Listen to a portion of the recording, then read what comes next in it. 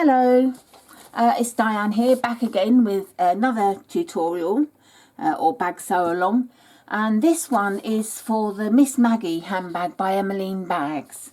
It's a free pattern on their website, and there are links in my group, and there will be links on the end of this video in the comments section. There will be a link to it as well, but I'm doing this version. This is when she first brought out this bag, I saw that one, and I loved the hardware she used, and I just loved how classy it looked. And I thought one day I'm going to make just that, exactly that. So that's what I'm doing. I have bought silver hardware instead of the gold, and I thought about adding embroidery, and I thought no, I really want it to be just classic. I mean, it's just beautiful as it is, so why fix what isn't broken? So that's the one I'm going for. You may choose to go for other anchors. There's so many different ways of adding straps to bags now.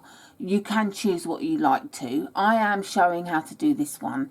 If you need to know how to do the others for Emmaline products, they do show on the website how to fix the other hardware on. Plus, if you just Google on YouTube, I mean, if you look on YouTube and do a search, there's so many different ways to do strap anchors. I mean, you can do the hidden strap anchors.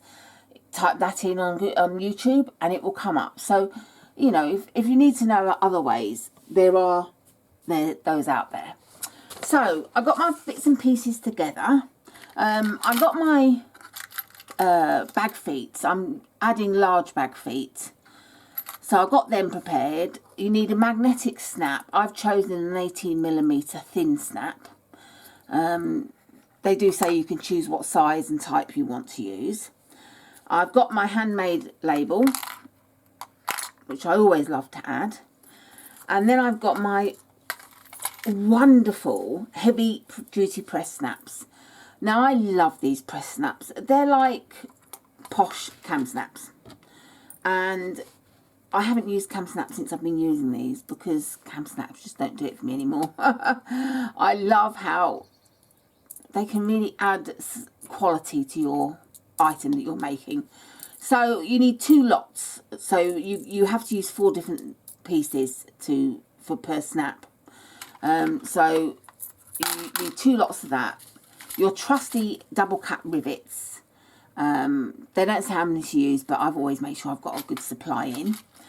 And then for the strap anchor, as I said, I'm using the top edge strap anchors, which are a more recent addition to the Emmaline family. I bought mine from So Hot. I think they were £9.50 plus postage and packaging.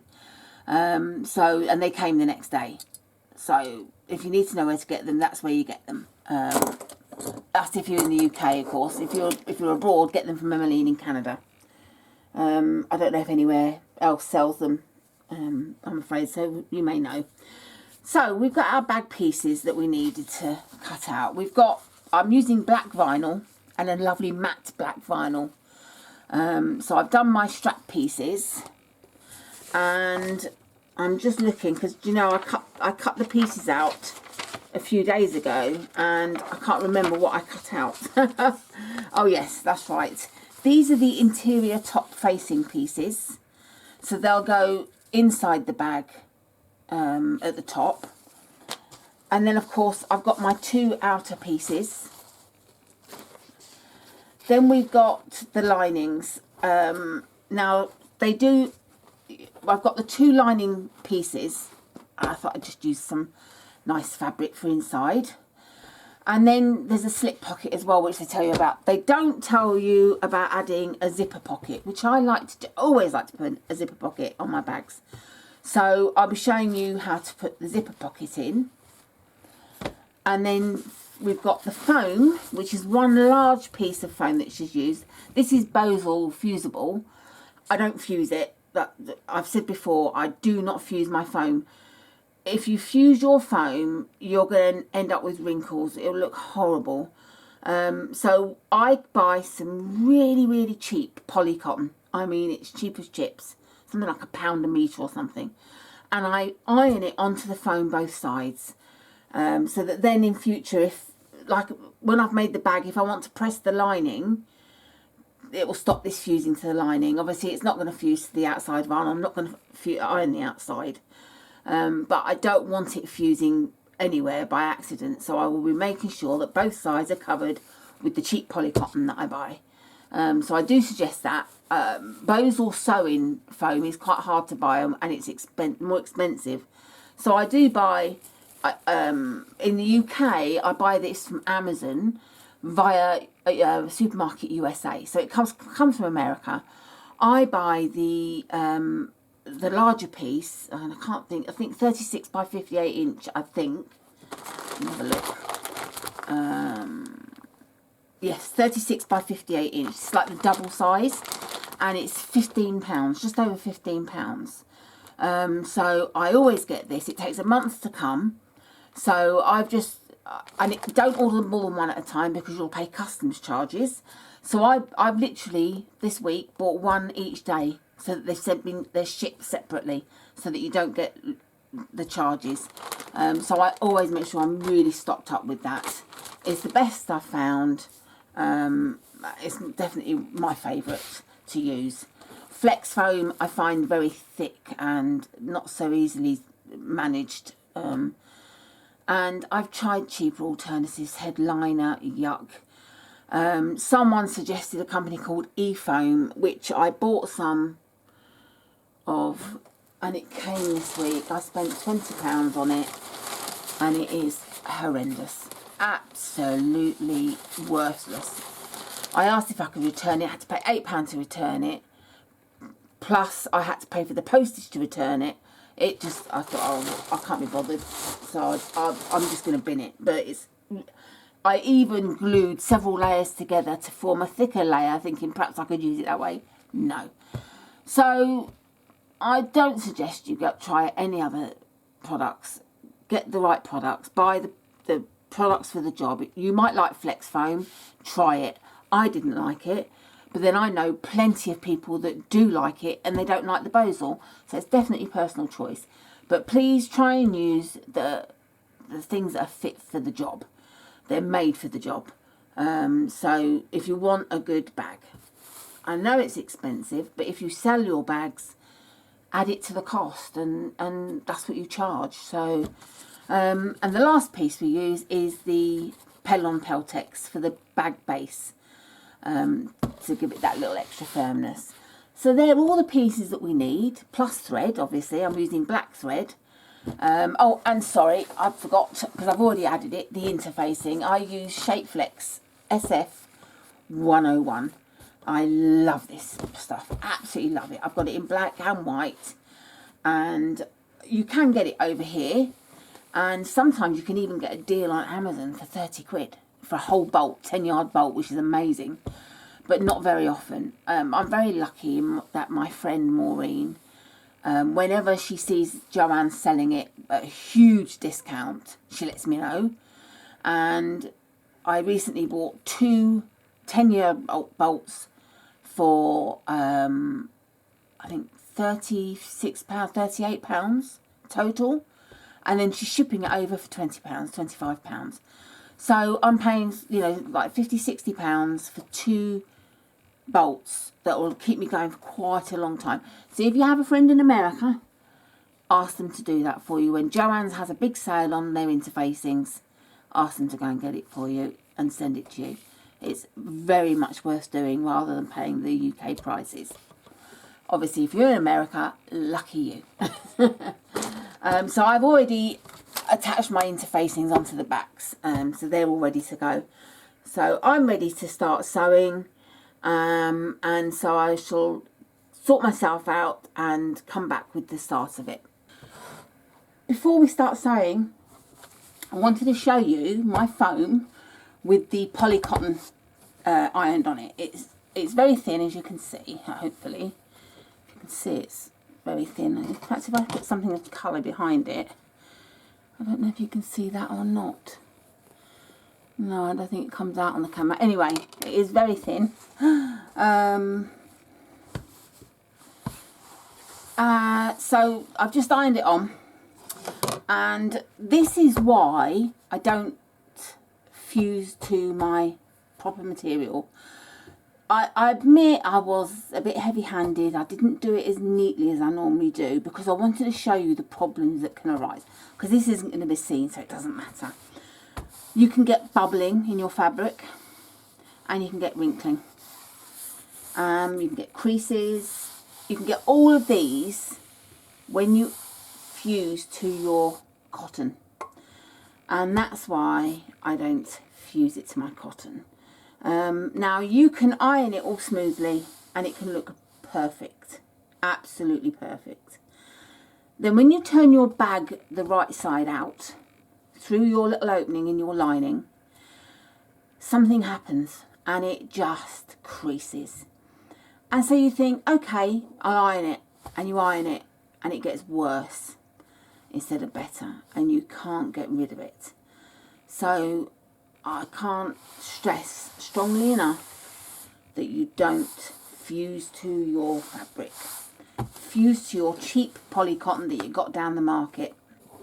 Literally. I mean, I buy from this local manufacturer, I buy a huge bolt of it, massive, and it worked out, oh, it was really cheap.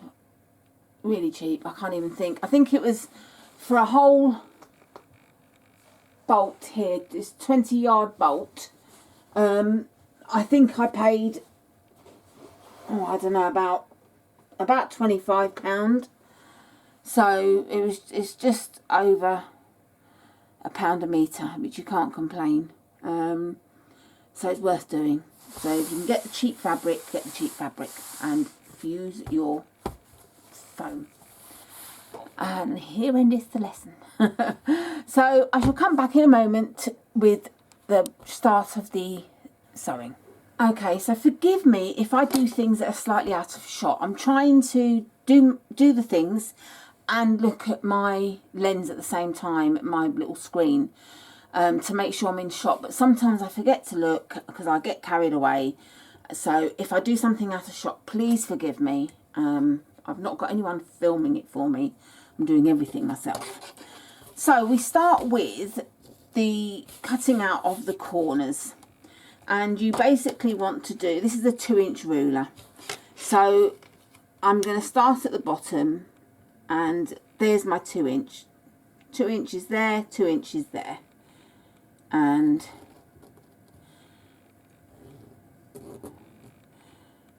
draw my lines. The same on the other corner.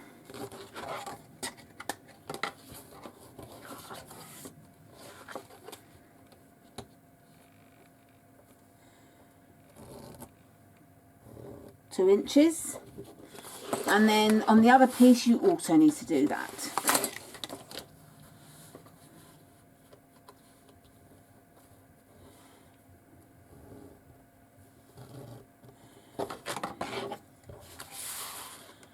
I've got a feeling this bag is going to be a really quick sew out, so hopefully you'll get them all done quite quickly.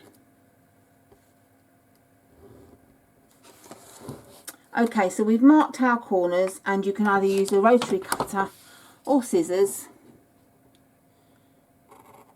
I'm using scissors because I don't want to have the rotary cutter go too far.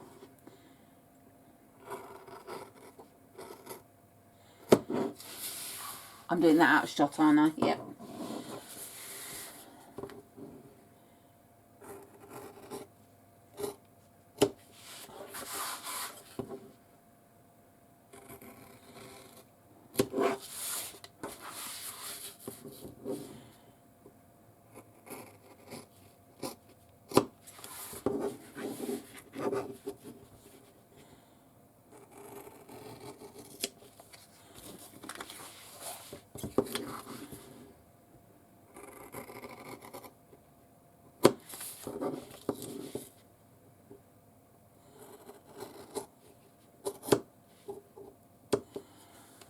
So that's the corners cut out, and now what we need to do is stitch along the seam allowance is 3/8 of an inch, 1 centimetre.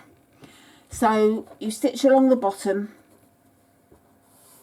with a 1 centimetre. Now if you're not great at keeping in line with the machine, you could always do a nice simple line across the bottom, because it's never going to be seen. I know it's not very dark, but I was just showing you. If you do that, clip them together and just sew along the line, follow the line, and that's easy for you to do then. I should go and stitch and come back. Okay, so I've sewn the bottom just straight across, and then it says to press open the seams. Obviously if you're using vinyl you can't press it open with an iron. You can finger press, and you need to press the seams out. Now I use a Teflon ironing sheet, which I seem to have mislaid at the moment, but I wanted to show you it, but I don't know where it is. Oh, it's fallen down. It's that. You can use it over and over and over again. It's fabulous. But even using that, if your vinyl doesn't like any form of heat, it could really still mark it. Shiny vinyl in particular is horrendous. If you iron it, you're going to end up with, well, not a nice look. So don't. This is not staying open anyway. So what you could do to keep it open is use double-sided sticky tape, which I'm going to do, or you could glue it, or you can just pray.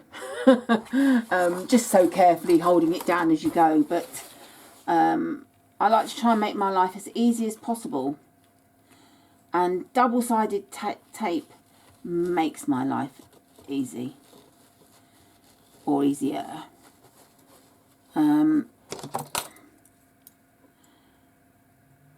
I've shown you before, but I use sticks too.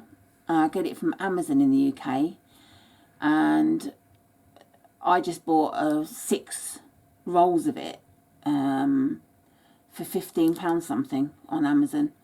It's 16 yards long, so it's a lot, and I bought, like I say, 6 rolls, which will last me quite a while. So it's worth looking for some deals.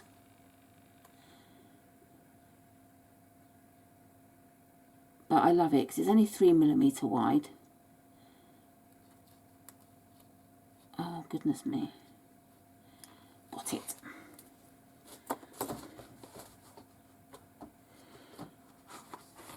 And then folding down at the seam,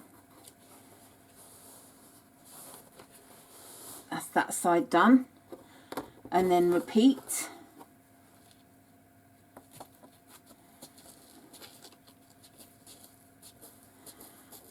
I always think it's worth trying to use these things, because if it gives you a neater finish, why not? There's lots of little cheats out there, and double-sided tape is definitely one of my top cheats.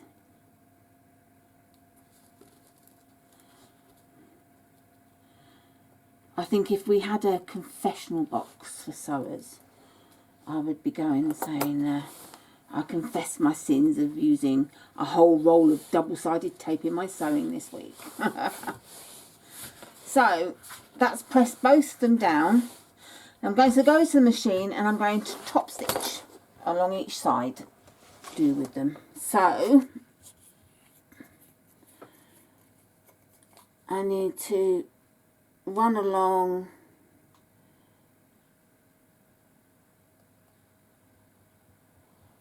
about 1/4 of an inch in from the edge, so that I don't get any spilling over. and then bring it together and clip.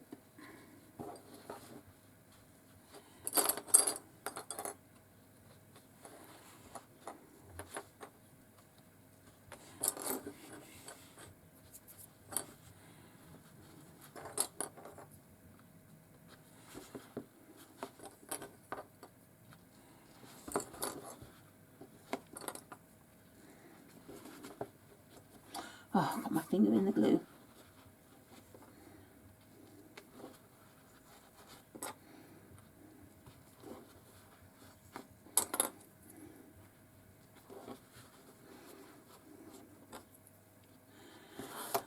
Okay, lovely as the clips are, they do mark the vinyl. So I use these strips that I've cut out of the plastic template that you get with quilting. I cut them into strips and different lengths,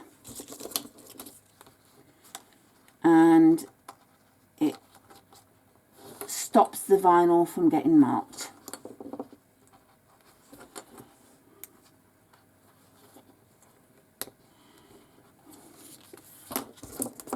And then once you've done one side, you need to do the other side.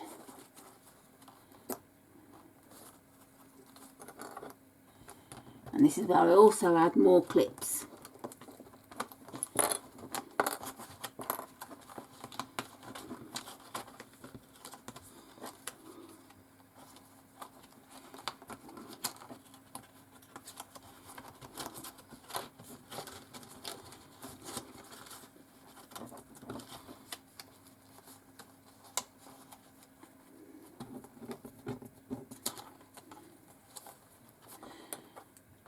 And as it's like watching paint dry for you, I shall come back in a minute when I've done it. Okay, so I left these to dry and I've come back. They dry in about half an hour, but I actually did do some other things, so it's been a couple of hours, so they'll definitely be dry and okay to sew.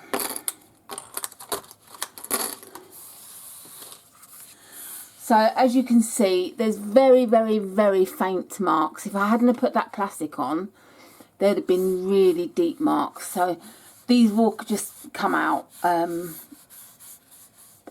a matter of time, you know, like literally just an hour or so, there'll be no marks. So that's why I put these plastic bits everywhere. Now we need to sew down the sides and across. So I will do that and come back. Okay, I've top stitched and stitched and closed the straps, and we put them aside. It does say about attaching them to the rings, etc., but I don't attach these straps until the very end. What I will do now is literally just dab the ends with this acrylic or this leather paint. It's that easy to do,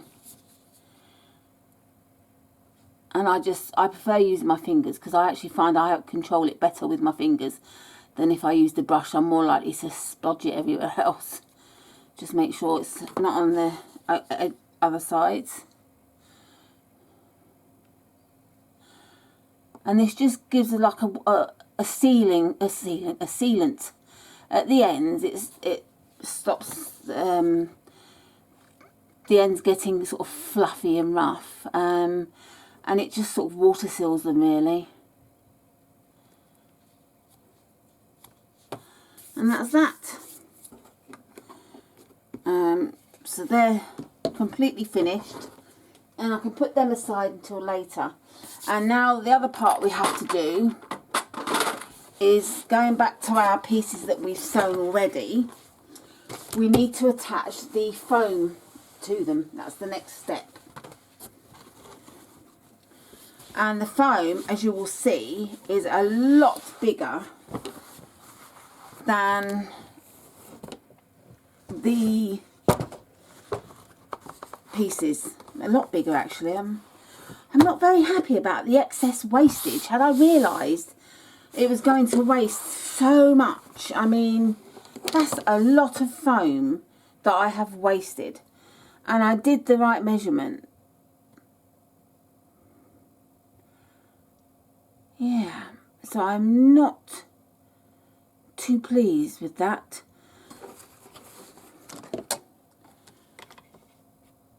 I mean, that is 8 inches of foam wasted. Well, I'll probably keep this for something if I do a little clutch bag or something. So I'm going to warn at the beginning of the video with words to say what measurement to measure this foam in, because they do say at the beginning that the foam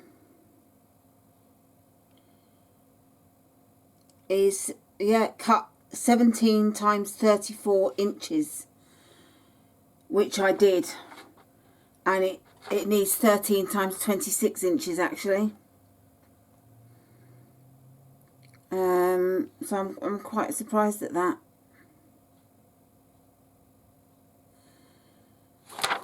Okay, well, that's a heck of a lot of waste. Oh, onwards and upwards. I'm going to go off and I'm just going to check everything and then I shall come back.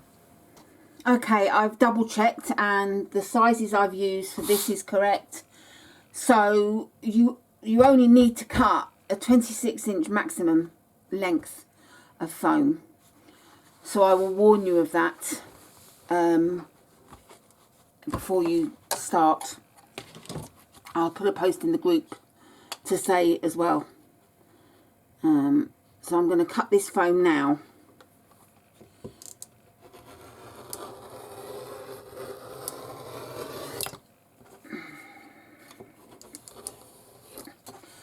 Oh, all this. Not good, is it? When it's so expensive. But there you go. I shall say something about it in their group. Oops. Okay. Never mind that now. That's me getting mad. You've just witnessed me getting mad. And then calming down. No point in staying mad. It's done now. So I'm just trimming threads because I like to neaten as I go. So what it says now is to baste the foam, making sure that you don't go over a 3/8 of an inch seam allowance.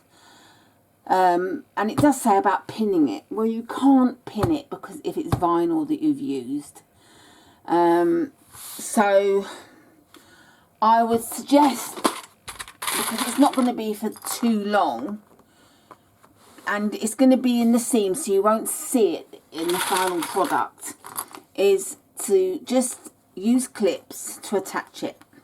You do need to clip them down or, you know, pin it down as such, because otherwise it could move and you could end up with foam, too much excess foam in one place and not enough in the other. So you do need to make sure that you've got an even spread as such all the way around.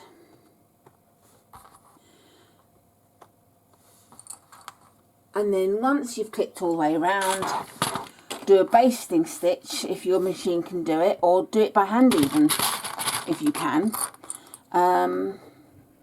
Or do the longest stitch you can on your machine, and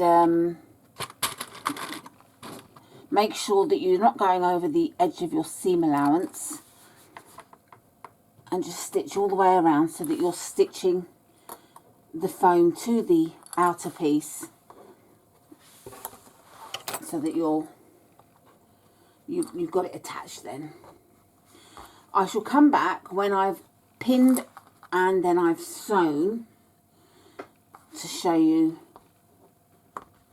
the next So that's the piece attached, and now we'll just sew around.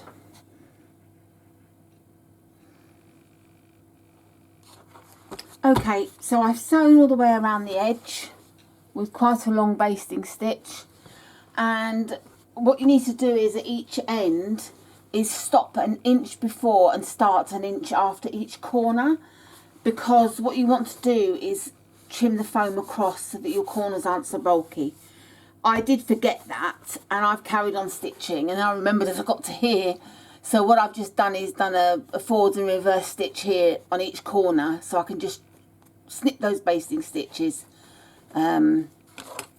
literally like that, and then again down. And because they're basting stitches, they come away easily, and then I can cut across. So stop and start an inch each way on each corner. So I'm going to trim away the excess foam, careful not to cut into the basting stitches, and I shall come back. So I've trimmed all the way around the edges, and I've trimmed the corners. So all that's neat and tidy, and now it's time to put the bag feet on. Excuse me. I'm using 6 bag feet. So I've measured in, it does say 3/4 of an inch from the edge here, but I've basically measured from the centre out, and I've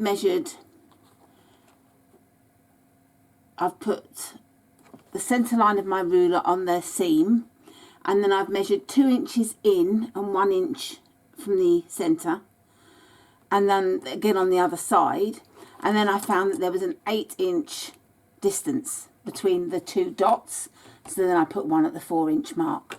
I've done it both sides, so there's 2 inches from that side to there, 4 inches to the centre, 4 inches to that one, and 2 inches, and the same both sides, and they're 2 inches apart. Your bag may vary slightly. I've changed the feet because I decided I'm going to do 6 feet instead of 5, and I didn't have 6 of the other type. So these are the screw-in feet that you can buy. So I'm adding these, and I've got my screw-in punch. I don't get on with the banging punches, the ones that you have to hammer. I've got them, but I just can't get on with them, and I end up bang, bang, bang, bang, bang, and it's like I'm making the dead. And if I'm doing it on soft fabrics, I've got no chance of going through. I just don't get through at all. I found this to be invaluable. It's just more accurate as well. So I line it up to what I want, and then just literally screw down. I can feel I've gone all the way through when it sticks to the board. And that's another thing, you do need to buy the polyurethane or something it's called, I'm not sure, but it's like the white plastic chopping boards you can buy. I got mine from Tandy Leather.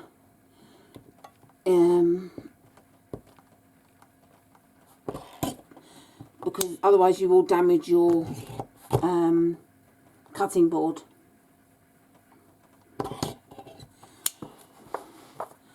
And the last ones, oh, and I forgot to show, so I shall show you.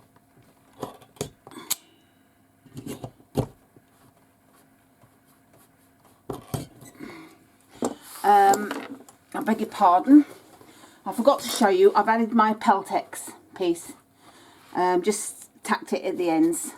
I did try fusing it, but I didn't have the iron hot enough because I was worried about it, the heat affecting the other side of the vinyl, so I just tacked it at each end, it'll be fine. And then we just got to basically attach the feet. So the best thing to do is to, if you're using the screw-in feet that is to pop the screw through the hole, and then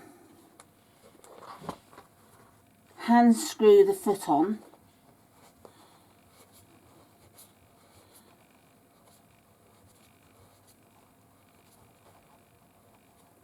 And then you'll come back to that shortly to tighten it with the screwdriver.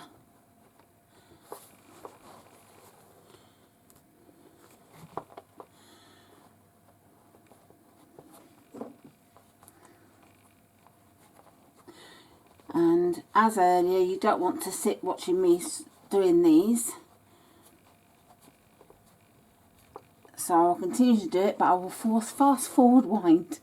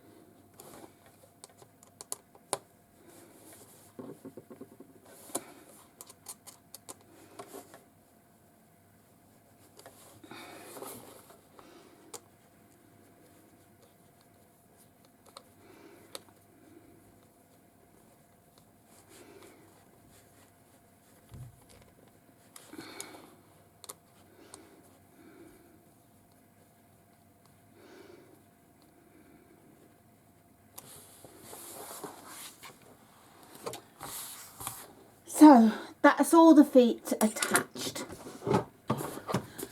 forgot to mention before sewing this bag together, I did in the original video I made that was blurred, but if you're adding long john anchors or the diamond anchors, before you put the label on, you put your, or even the hidden concealed straps, connectors, or vinyl strap connectors, anything like that, you do them before you add the label, after you've done the feet, and then you do the label. If you're adding ones like me that will sit at the top, don't add them yet, you add them later on. So I've added this in before, so you'll get a bit thrown by it, but I'm sorry, with the video playing up the way it did, I've had to do it this way, so I do apologise for the messiness. Now we are returning to the bag before it was stitched together. I'm sorry for any confusion. It's time to add the label if you're adding one, whether it be a handmade label or a label that says your brand name, etc. So whatever label you're putting on the outside, now's the time. Now it's up to you where you put it, of course. Some people like to put it in the bottom corner, bottom centre, right in the centre, etc. I want to put it fairly high up this time. I quite often put mine low down, but I think this design is lending itself well to having one higher up. So I want to mark the centre of my bag, and I want to mark 2 inches down, which is there. So for me it's 8 inches across and 2 inches down, and then I get the washer, and I want to mark centrally over the centre part of the washer will be over the dot in the middle, and then I want to mark the 2 outer lines.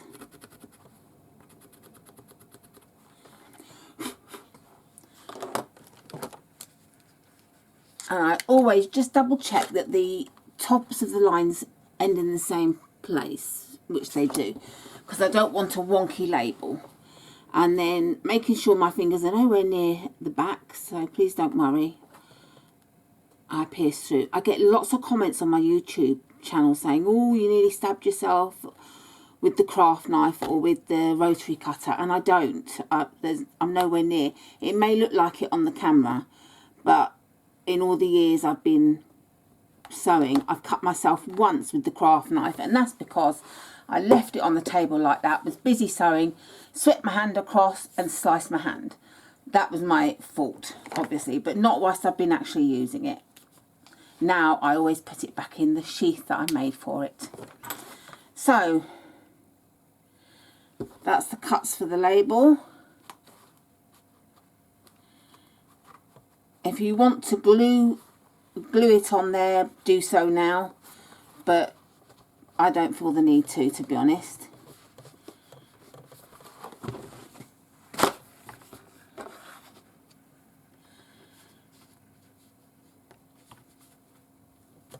And then some people fold the prongs out, some fold in.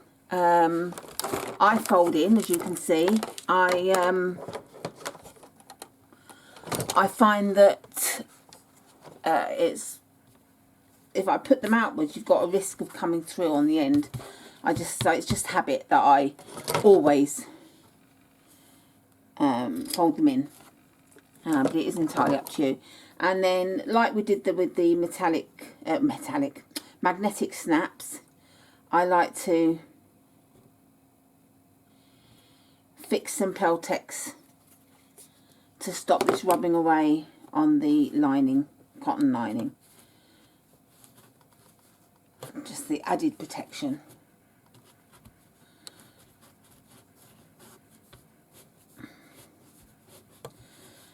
And the next step is to sew the sides together. So I shall do that and come back. So that's the ends sewn, and now we're going to stitch the bottom closed. We want to make sure that the seams match up inside the bag before you stitch you can't really see in this light, I'm afraid, but they match up, and have the seams open, and do that both ends. Right, so I've then sewed the ends together, so we've now got our bag shape. Now the other thing I want to show you is, I've already made this bag once, and when I made it and I turned it the right way out, and then it came time to add the anchor, the edge anchor, the bag was far too thick, because I had, with it folded over, you can imagine, sorry I'm not showing you, it's folded it over, I've got the 2 layers of vinyl plus 2 very thick layers of foam, and the lining foam vinyl as well, so it worked out to be 4 layers of vinyl and 2 thick layers of foam, 5mm foam, and the edge anchors wouldn't go through, the screws weren't long enough, so I had to begin again. So don't make the same mistake as me. Because your foam is sewn in at the edge, it's going to stay put, and you've done the basting stitches initially at the top, which will easily come out. So what I did was marked 1 inch down from the top, and that's where I'm going to cut my foam off.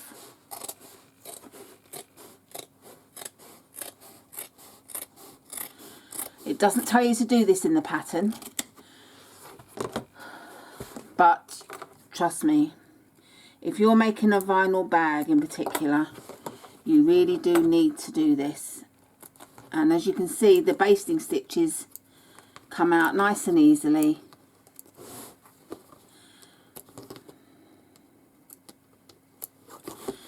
And if you want to, you could always maybe just put a little bit of glue on the top of the foam along the inside if you want to. I'm not going to, because I'm fairly confident that the foam will stay put, with it being attached at the sides as well. But like I say, if you're a bit worried about that, then by all means do attach some glue.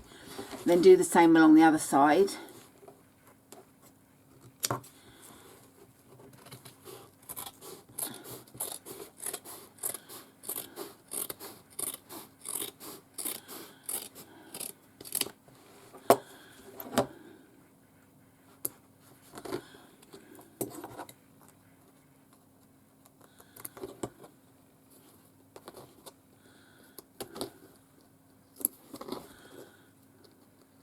If you're not adding a top edge anchor, if you're doing the long john anchor or the diamond anchor or a different method of attaching your handles, you don't have to do this. You can leave the foam on, because it's not going to matter really for you.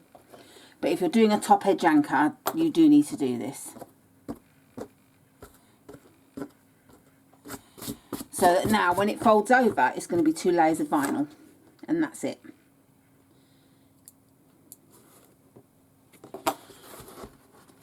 So there we have it. I'm just taking out the loose threads. So now it's time to fold the bag the right way out.